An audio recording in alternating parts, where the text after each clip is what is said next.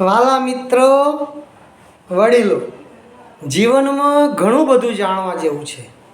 જો હું એક જગ્યાએ અમારા છોકરા માટે છોકરી જોવા ગયો, જઈને બેઠો અને એ છોકરી પાણી લઈને આવી. જોવા માટે પાણી લઈને આવે, ચા લઈને આવે, પાણી લઈને આવે. આવું માણસના સંસ્કાર, ઘરના સંસ્કાર, છોકરીના વિચારો કેવા છે એ આપણને એના વર્તન ઉપરથી ખબર પડી જાય. તો આપણે બાળકોને આ જ શીખવાડવાનું છે જીવનમાં. તો જઈને બેઠો ને ભાઈ તો પાણી લઈને આવ્યા. પહેલાં તો પાણી લોટામાં લાવતા હતા અને રેડતા હતા. તો બસ કહેવાય કે ભાઈ અડધો પાલો તો બસ હવે નથી પીવું. અને અત્યારે તો ટ્રેમાં, ડીશમાં, ટ્રેમાં પાણી લઈને આવી જાય 5-6 ગ્લાસ અને બરાબર ફૂલ ભરેલા હોય. અને ઉનાળો હોય તો પાછું ઠંડુ બરફ જેવું પાણી હોય. ભાઈ કોઈને ઠંડુ ના ફાવતું હોય તો ના પીવે, તરસ લાગી હોય બહુ પણ ઠંડુ હોય, કોઈને દાંતની તકલીફ તો ના. જો ભાઈ મહેમાન આવ્યા ને, મેં તો આટલો પાણી ફૂલ ભરેલો પ્યાલો આપી દીધો. હવે મારે એવું હતું કે ભાઈ અદ્દર પીવું, તેવું અદ્દર પીવા જો.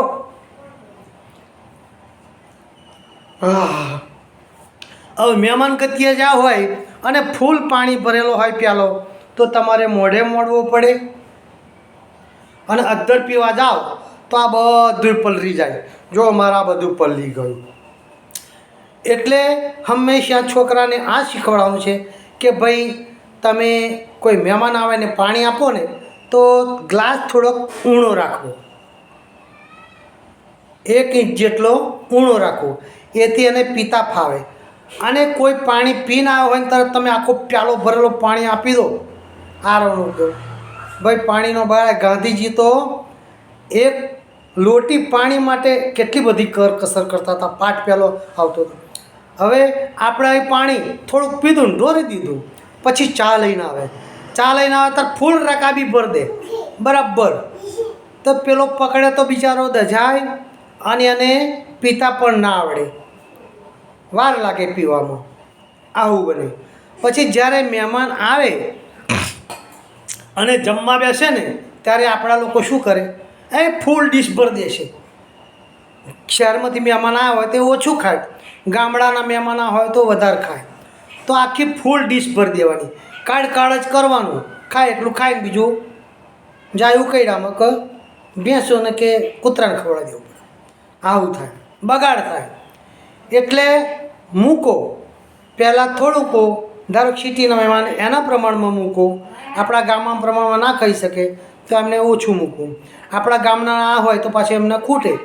જો આપણા ગામડાના માણસ મહેમાન સિટીમાં જાય ને તો ભૂખે મરે. પેલો થોડુંક હાલે, નહીં ભાઈ ખાવું, અરે બહુ થઈ ગયું. આવું બને. એટલે આપણા જીવનમાં આ વસ્તુ મહત્ત્વની શીખવા જેવી છે કે ખાવા બેસો ત્યારે માપનું હાલવું, માણસ જોઈને હાલવું. માણસ કઈના છે, ગામડાના છે, સિટીના છે, પાણી, આના ઉપરથી આપણા સંસ્કારો એની ખબર પડે છે કે ના ભાઈ આમને કંઈક શીખવાડ્યું છે.